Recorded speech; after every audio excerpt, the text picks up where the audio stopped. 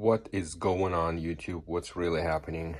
Another episode with PCP Savage here for you.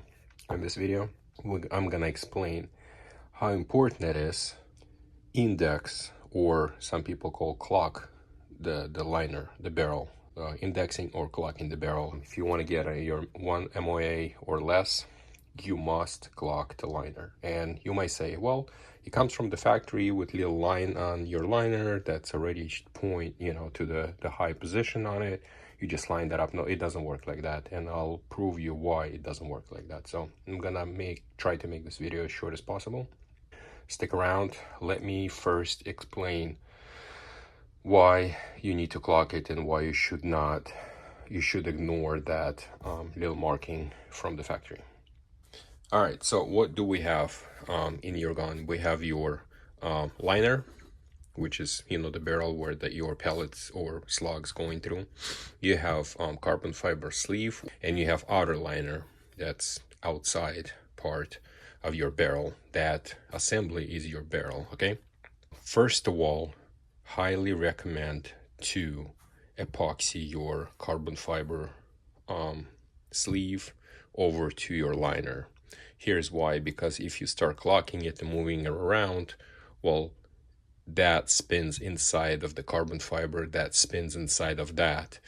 And if this or that is not perfectly straight by turning it, and every time it slides, your clocking will, the next time you're taking out to put it back and you put it on the mark, but this sleeve didn't go in just like it did before, because it's also not completely straight, then your clocking is going to be kind of off here and there. Okay, so you get this liner from the factory, and it has a little mark, Sharpie mark on top. They're pretty much, the factory is telling you, hey, this is the high point. Put that mark on top at 12 o'clock on your barrel, right at the top point, and the barrel is going to shoot straight. Okay, that's fine if you just have a liner, but in my experience over M3s and different FX guns, you're sliding it in correctly, but then your carbon fiber sleeve will also have some kind of imperfection. It's not 100% straight. So that adds to, the changes your liner, straightness. On top of it, you're sliding all that inside that outer liner, which is a steel tube, which is also not straight, okay? Now that's affecting this assembly. So now all three pieces, they're not straight, but depending how they go in together, they're all fighting each other, And now, so your factory mark for me, when I indexed or clocked my barrels, that line was never the high point. It's sometimes it's close, sometimes it's not, but it was never 100% true, because the three pieces are playing, affecting each other, if you understand what I'm talking about. Okay, now, why should you index your rifle? Sharpie. Okay, this is your rifle, and this is your barrel. That's, let's say it's pointed to the right a little bit, just exaggeration, but so for visibility, right?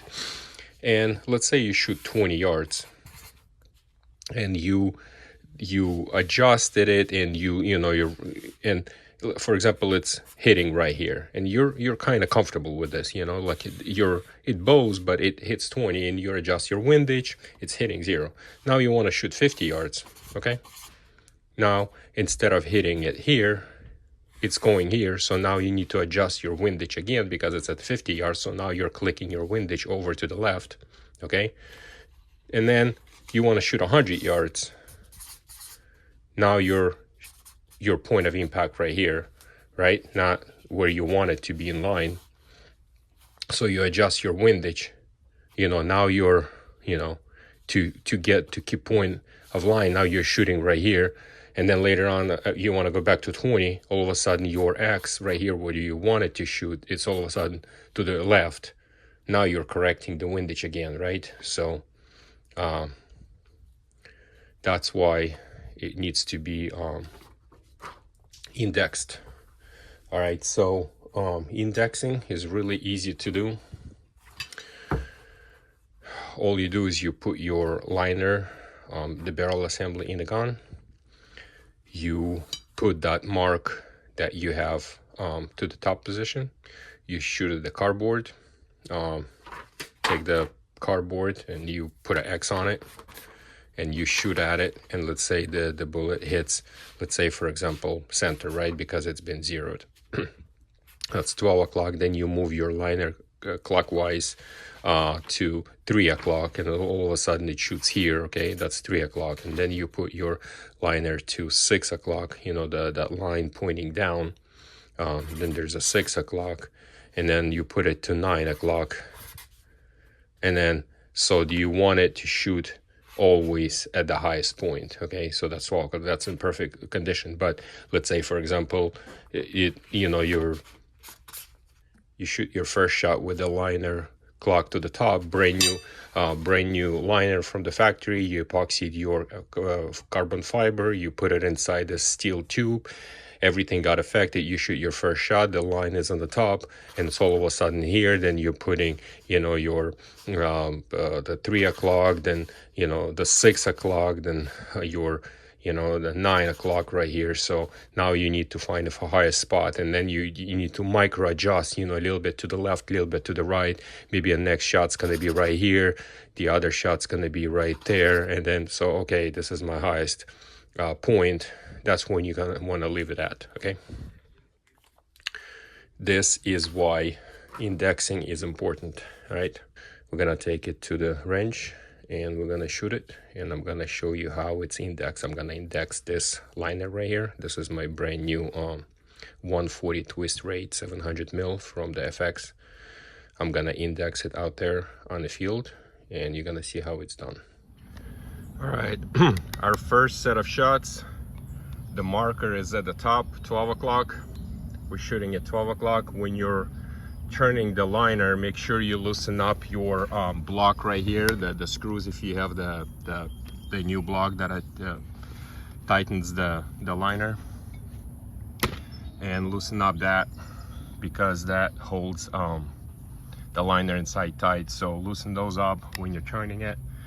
And when you're doing adjustments, looking down the barrel, can you make sure you're not loaded, magazine is out, and you're on safety, just for safety purpose. When you tighten this up, go like 1/8 of a turn. That's it, that's all you need to tighten up.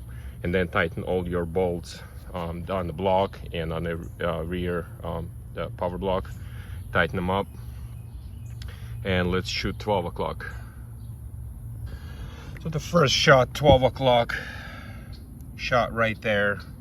I got my target out at 40 yards, but it shot right there. The liner wasn't lined because in the previous video I was taking gun apart and putting it back together and then taking scope off. If you watch my previous video on those O-rings, fixing that first slow shot issue, watch that video. I was taking gun apart, so this is a good opportunity to zero gun as well. So it wasn't zeroed because it was all taken apart. So first shot went at 12 o'clock. I marked it on a piece of paper so I remember which shot went where. Now we put it on 3 o'clock. We're going clockwise. Now the line is on 3 o'clock. All right, 3 o'clock, land it right there. Okay, marked it. We're moving to 6 o'clock right now, shooting 6 o'clock. And 6 o'clock, land it right here. This is a 6 o'clock. See guys how big the spread is, how important it is to clock or index the barrel liner. It's super important. So 6 o'clock right there. Now we're gonna put it on 9 o'clock and shoot it again, and then we're gonna fine tune top center. So let's see where the 9 brings us. When you tighten the knot, you see how important it is to mark that line on the edge of the crown, because as you tighten this up right at the end, right when you putting your last, you know, tension on it, it moves the liner a little. So I give it a little, like a one hour before the stop point. So when I tighten this up, it moves it slightly. And wear your gloves, because those edges right there on the threads, they're super sharp. I already cut all my fingers up. And this is our 9 o'clock right there, right next to 6. So I guess between 6 and 9 it's the lowest point, and between 3 and 12 is close to high. So what I'm gonna do right now is I'm gonna shoot 11 and 1, see where 11 and 1 o'clock will end up. And as I expected, 11 landed right there, right above 12, kind of to the right. So just for heck of it, I know if I go, well, we did 11, and we know if we go 12, it's gonna go down. So we're gonna try 10. If 10's gonna land a little bit lower, then we're gonna go back to 11, and 11's gonna be our number, okay? But let's try 10. Confirmed 10 is right here. Now we're gonna try 1 o'clock, okay? Oh, didn't expect that. Here's where 1 o'clock went, above 12, okay? So now what I have to do is, I'm not gonna record through all of this, but I'm gonna do 30 minutes at a time, just a tiny small adjustments left and right off of 1. And then at the end, I'm gonna show you that paper, what we came up with. Stay tuned. All right, there you go. So I ended up being at 2 o'clock. This was me playing 30 minutes at a time, and this is 2 shots at 2 o'clock confirmed, the highest point. So see how important it is to get your barrel clocked, because think about it, if you're shooting right here, you're so much bow to the right, and it continues going angled. So if you zero your rifle at 40 yards, then you're shooting 100, you're way out there to the right. Then you zero it 100, and then you shoot your 40 or 50 or closer range, and then you're too much to the left, and you keep correcting yourself on the windage. That's just stupid. As you start fine-tuning it, I always put a mark on that black outer liner, just so I know when I tighten my, I put a mark with the Sharpie right on the edge right here on the crown. And then when I tighten the knot, I look at that mark on inside the crown and outside of that outer liner to make sure they line up. As I start clocking, just a tiny small 16th of a turn just to find that perfect location. Always playing off, where I was right here, because, the initial setup, going 3, 6, 9 o'clock, no brainer. But once you start tuning and doing micro adjustments, you want to know exactly where to come back or go the opposite way. So make a mark, clean this outer liner from the grease, and start making liner. When you're done, final tuned, and your top, what I did is I got some alcohol, erased that other factory line, which was close enough but not perfect. And then I took my knife, right, and I put a scratch on top at that 12 o'clock position, right where the highest point is. I scratched it and I marked it with a Sharpie. Again, the reason I do the scratch is because when you're cleaning the liner, at one point you'll take it out, you'll be doing some cleaning. Accidentally, you can remove this line, the Sharpie line, with the cleaners, and then all of a sudden you're like, what the heck, I have to do this all over again. But by making a scratch on the outside, you can always, I was like, all right, there was a scratch, and you can see it, right? To scratch it, put a new line on, do some shots, get new piece of paper, shoot some shots, confirm. There you go, you're clocked correctly. So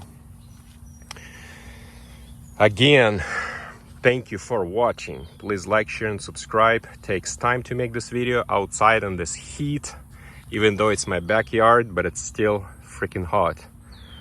I don't know, it's like 90, humidity is 150. I don't know, it just poured down rain this morning, so it's just the mud in here, but it's super hot. So it takes effort to make this video. So next video is I'm gonna compare the pellets, the JSB pellets, and I got my hands on AEA 44 or 45 grain. I'm gonna compare it at 50 and 100 yards. All this big talk about the AEA, I'm thinking of switching, but I was like, I just want to compare, you know, head to head and see what does better at, especially at 100 yards. And I'll see you guys in the next video. Please like, share, and subscribe. Thank you for watching. See you soon.